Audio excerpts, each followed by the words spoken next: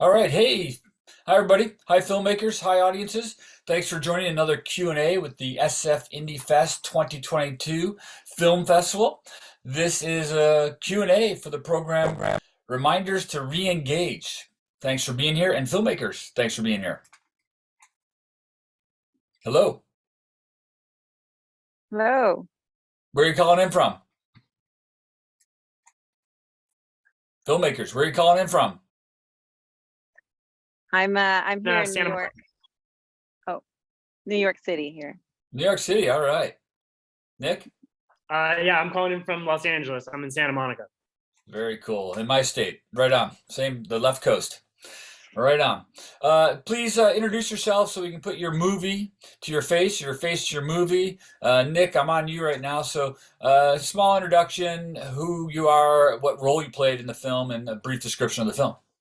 Yeah, absolutely. So excited to be here. Thank you so much for doing the Q&A, and thanks all for tuning in. I'm with the film Ball and Vase on behalf of the writer-director David Barham, who couldn't make it today. I was a producer on. Uh-oh, we've lost you. We've lost you, Nick. Hanging on for a couple of moments here, and then come back to us. Maybe get off and come back on. The film. Nick, maybe try logging back in. We've lost you. And then go ahead and I'll go to the next filmmaker. Go ahead and introduce yourself, please. Yeah.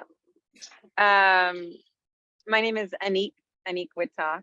I know it says Nabil. Nabil is my partner and also the lead actor in the film and the producer and the editor and my partner. So and what film is it? Sorry, yeah, our film is Fish Story. Fish Story. All right, a cute, sweet little story. Thank you for making it. So, what was the inspiration for the story? It was my first film. It's my first film, and I wanted to do something on the subject of death and grief, but also make it lighthearted and fun. Yeah. Why did you want to do that subject? Something close to my heart. I've had, experienced loss in my own life, and it just felt like a very, profound time in my life. And I know that people who've had that experience too would feel the same way. So just kind of also appreciating how loss can feel super heavy, but it can also be a time filled with a lot of humor and connection and it can be light as well as dark. So I kind of wanted to hit that note. Yeah, agreed. Nick, let's give it another shot. Intro, please. Yeah, sorry about that. So I'm with Ball and Vase here on behalf of the writer-director David Barham. The film is about an aging widow, a man who is.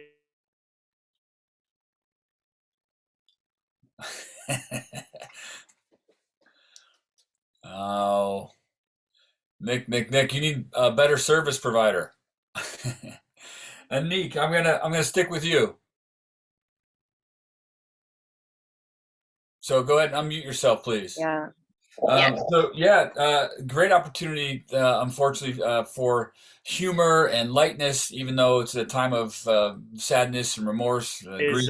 In Hey, Nick, I'm going to have you log out here. You're not, it's not working.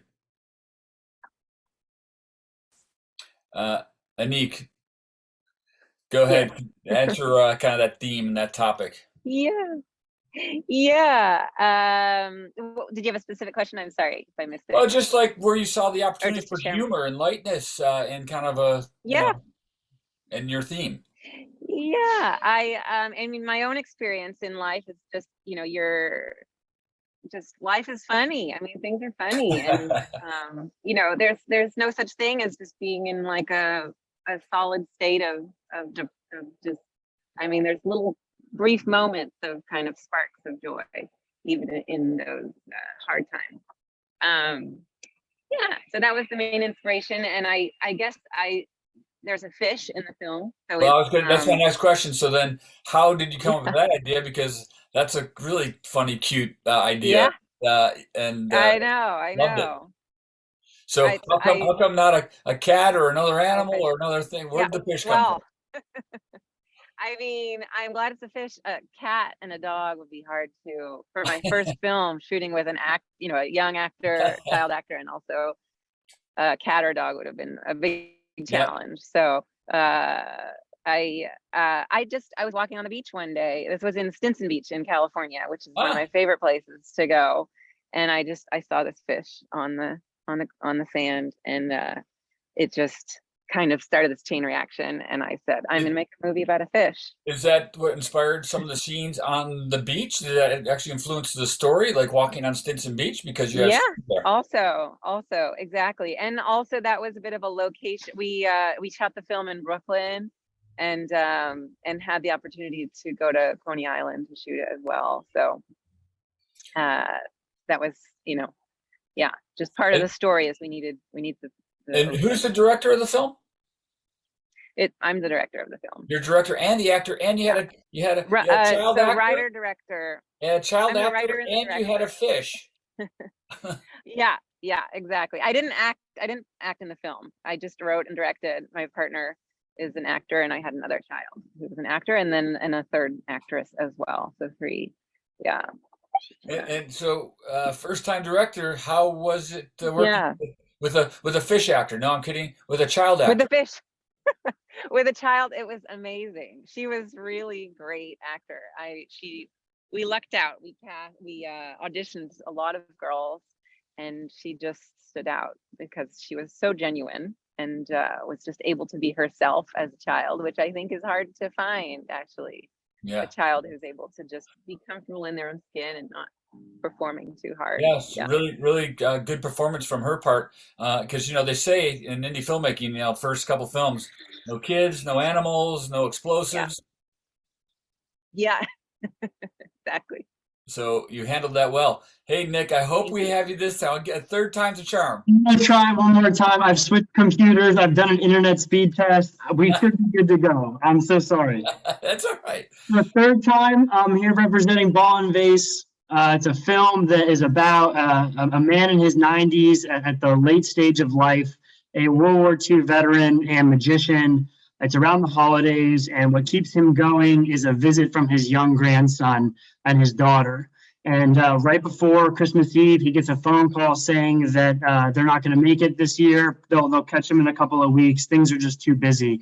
And it's really about this man's journey towards the end of his life to kind of reconnect with the world one final time. And what was your role in it? And I was a producer on the film. It's how did you come on board?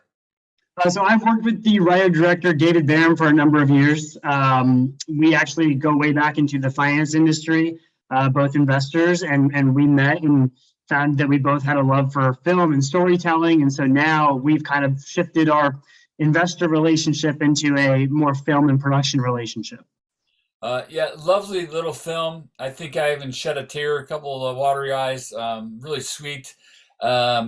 Where'd the story come from? It's really just an excellent little film. Yeah, so I think, obviously it's Dave's brainchild, who's the writer-director on the film. Dave had done a previous documentary as well, a documentary in the New Jersey area, also touching on similar themes about aging and loss and changing of times. And I think for Dave, he's just very passionate about, there's so many happy things in our life today of birth, rebirth, celebration, birthdays, etc. Newness is so celebrated. Being young is celebrated. But there's a great deal of people that we just kind of forget and ignore, which is this later stage of life. And, we believe that it is kind of subconscious. A lot of people not really wanting to deal with their own mortality. And so that's really where the film comes from, is that there's people in our lives today. And I think what Dave really wants is the viewer to question, who is the Ed in your life?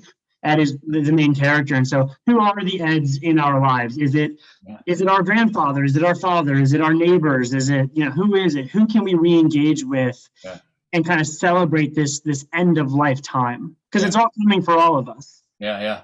It's a common theme in your two films here, interestingly enough. And yeah, I think America just we don't know how to deal with the later stages of life or end of life. We don't get taught that or or deal with it. And so it's these films are helpful, I think, for us to engage that topic. Yeah, personally, I couldn't agree more. And I'm in my early 30s, and I'm so grateful that I'm learning this lesson now, right? As my parents are in their early 60s, late 50s, and I'm hopefully I have many years left with them. But this film has really taught me of take that phone call, call your Yeah. parents. I'm lucky to have both my parents today. Call your grandparents, call your parents, call your neighbors, check in on people. It's been a great lesson for me at this stage of my life. Yeah, there's some touchy moments in the film. Again, I watched it a while ago, but in the bar scene where he's alone, but the table calls him over, right? It felt very generous for them to call him over. And then there's a scene with the neighbors too, right, where just engaging is huge. Absolutely. And what I would add is he had to kind of put himself out there for a while. There's a number of people also who kind of reject him in the film or don't engage with him. Yeah. And so it was interesting that, it took both sides. It took him having to engage, but people being receptive to it. And it turned out to be a positive experience for both him and the neighbors and the people at the table. So, I think it's a great lesson all around. Anik, let me remind me how the child performer handled the topic, of your subject, your story. How did she know how to be, project those emotions and feelings?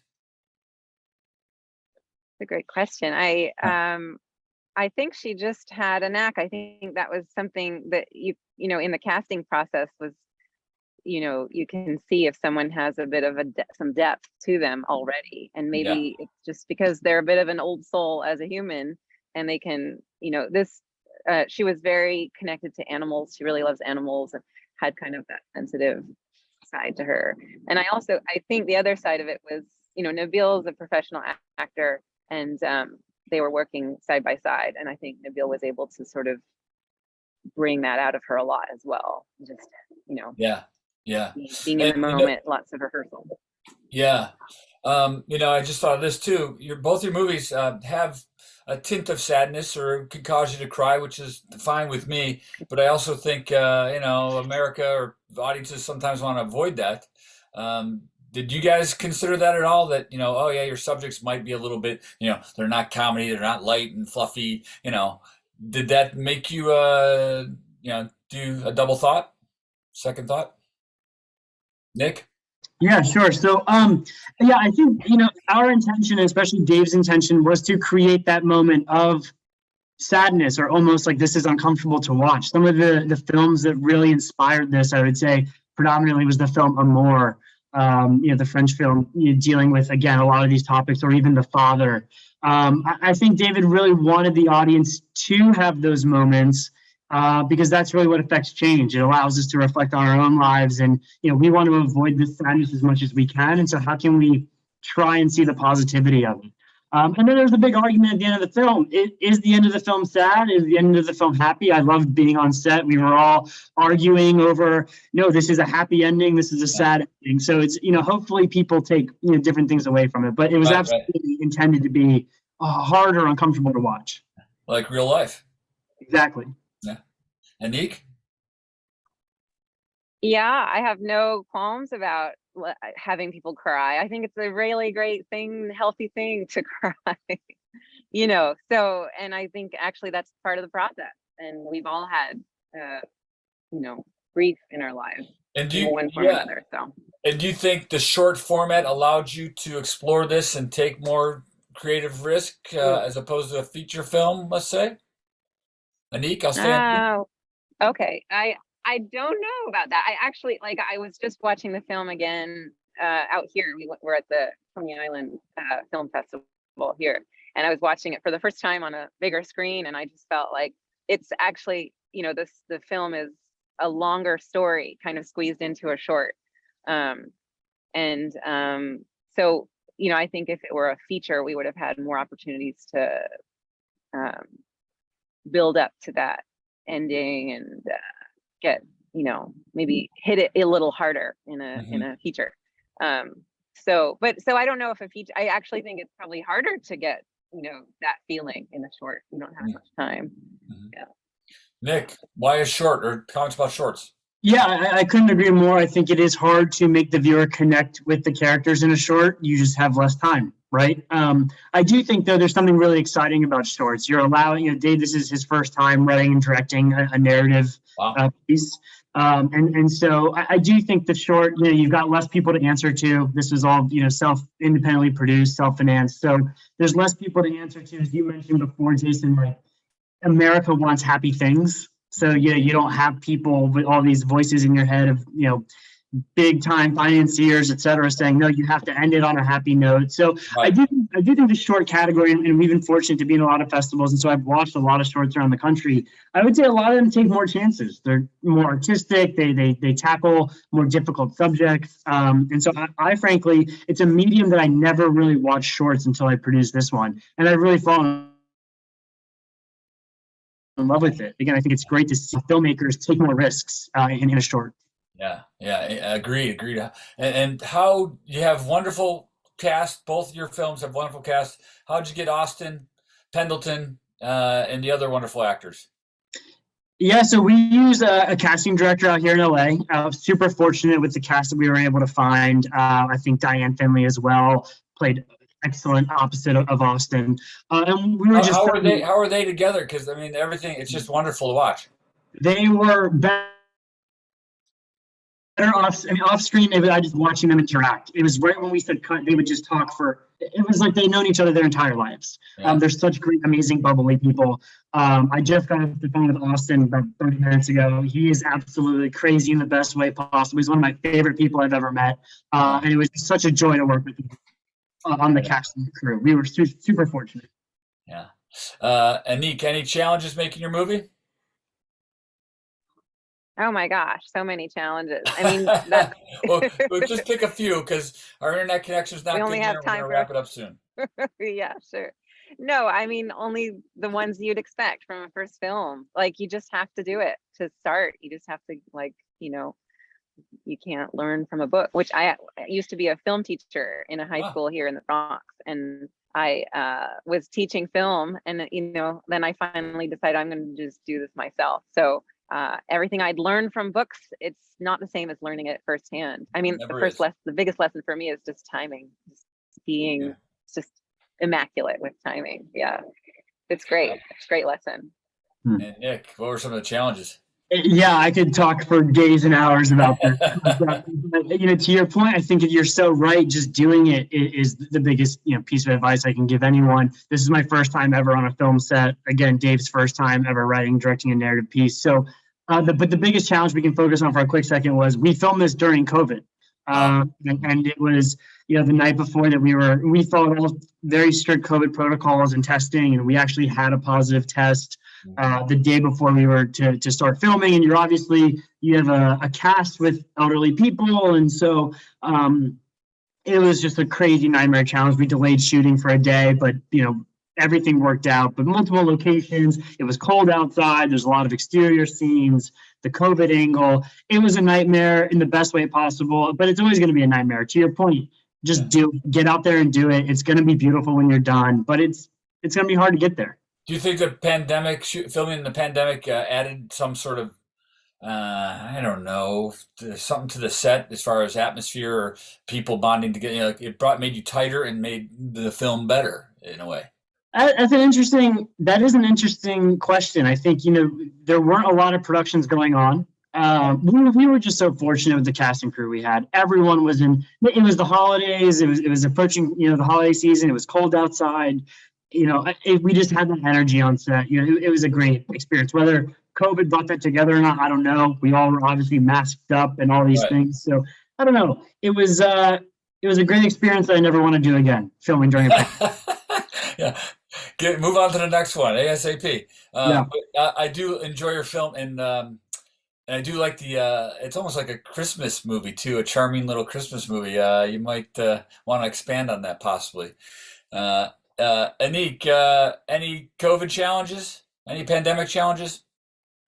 We shot it before the pandemic. We actually finished shooting. We wrapped like right before the pandemic hit, and then Nabila and I had a baby. And that delayed our post-production, and then the pandemic hit, that delayed our post-production. It's just life. So yeah, so we actually don't have that experience. We might have been one of the last films to have, people in the background without masks on. Ah, yeah. Well, you two first-time filmmakers, I'm kind of envious. Well done. Keep making movies. You got time for one more statement if you guys want to add anything that I didn't ask you or make any comments, but I want to thank you for not only submitting your film, but making your films. I thoroughly enjoyed them. Congratulations.